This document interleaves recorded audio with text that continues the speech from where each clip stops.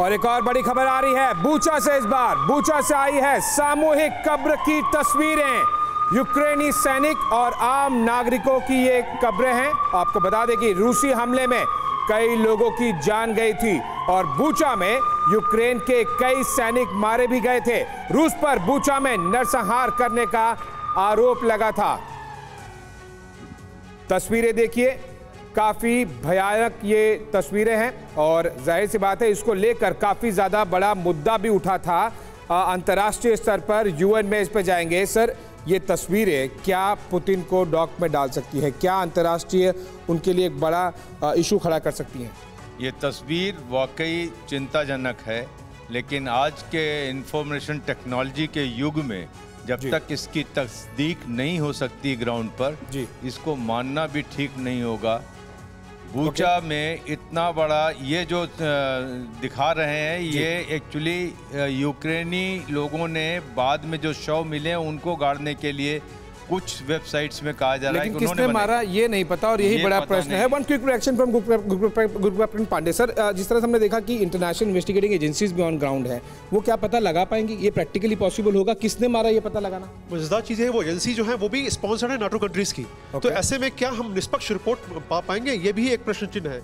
और महत्वपूर्ण ये है कि जो हम सारी बात कर रहे हैं न्यूक्लियर वॉरफेयर की, नागासाकी के बाद दोबारा ऐसा कोई प्रयास नहीं हुआ बम गिराने का। क्यों? क्योंकि इससे जो हानि होती है सभी उसके प्रति परिचित है। लेकिन बूचा में सर जो नरसंहार हुआ था उसकी तस्वीर देखी और हर तरफ उसकी निंदा भी हुई, जिसमें भारत भी शामिल था।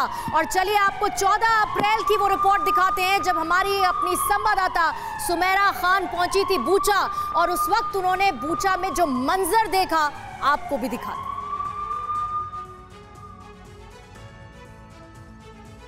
TV9 भारतवर्ष यहाँ इस मास ग्रेव के पास तब भी पहुँचा था जब हम सबसे पहले बूचा शहर में पहुँचे थे, लेकिन आज इसकी अहमियत बहुत ज़्यादा है। आज यहाँ से इन शवों को जो मास ग्रेव में रखे गए थे उनको निकाला जा रहा है, ताकि निकालने के बाद इन शवों को इनकी पहचान की जा सके और ख़ास तौर पर यूक्रेन रूस पर जो बड़े आरोप लगा रहा है वॉर क्राइम्स के, उनको भी साबित किया जा सके। क्योंकि ऐसा बताया गया यहाँ पर जो शव हैं उनमें से बहुत से ऐसे शव हैं जिनको बुलेट इंजरीज हैं, यानी सीधे उन्हें गोली मारी गई है। इसके अलावा ऐसे भी शव कुछ हो सकते हैं इसमें जो आम नागरिकों के शव थे, और उन्हें क्योंकि उस समय तब जबकि रूसी सैनिक यहाँ बूचा शहर में कब्जा उनका था, उस वक्त उनका अंतिम संस्कार नहीं किया जा सकता था। इस वजह से भी जो शव सड़क पर थे या मॉर्ग में थे उन्हें यहाँ पर लाकर इस मास ग्रेव में रखा गया था। तो शवों को बाहर निकाला जा रहा है, उनकी पहचान की जा रही है। इस शहर में बहुत से ऐसे लोग हैं जिन्होंने अपनों को